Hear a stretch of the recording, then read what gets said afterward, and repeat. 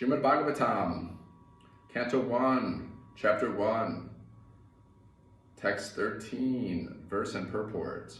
O Sutta Goswami, we are eager to learn about the personality of Godhead and his incarnations. Please explain to us those teachings imparted by previous masters, acharyas. For one is uplifted both by speaking them and hearing them.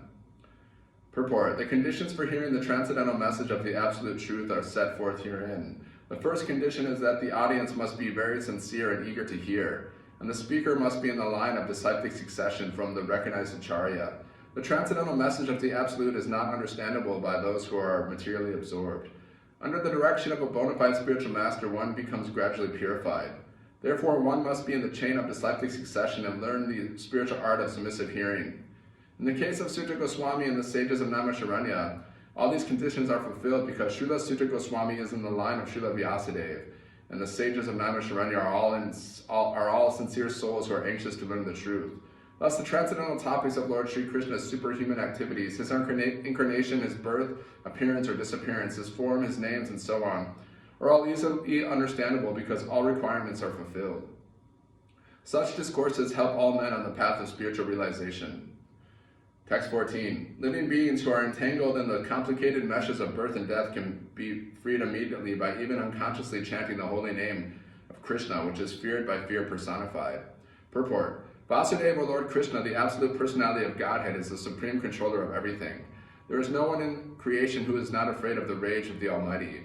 Great asuras like Ravan, Hiranyakashipu, Kamsa, and others, who were very powerful living entities, were all killed by the personality of Godhead, and the Almighty Vasudeva has empowered his name with the powers of his personal self.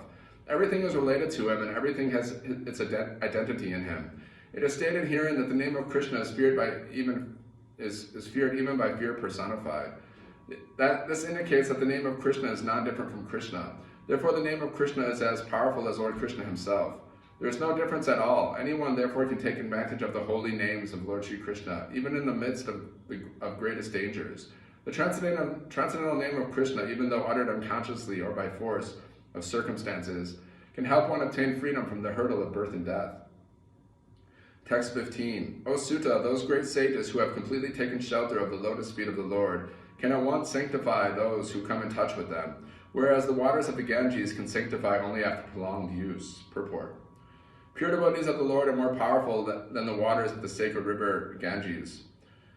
One can derive spiritual benefit out of prolonged use of the Ganges water, but one can be sanctified at once by the mercy of a pure devotee of the Lord. In the Bhagavad Gita, it is said that any person, regardless of birth, as Sudra woman or merchant, can take shelter of the lotus feet of the Lord, and by so doing can return to Godhead.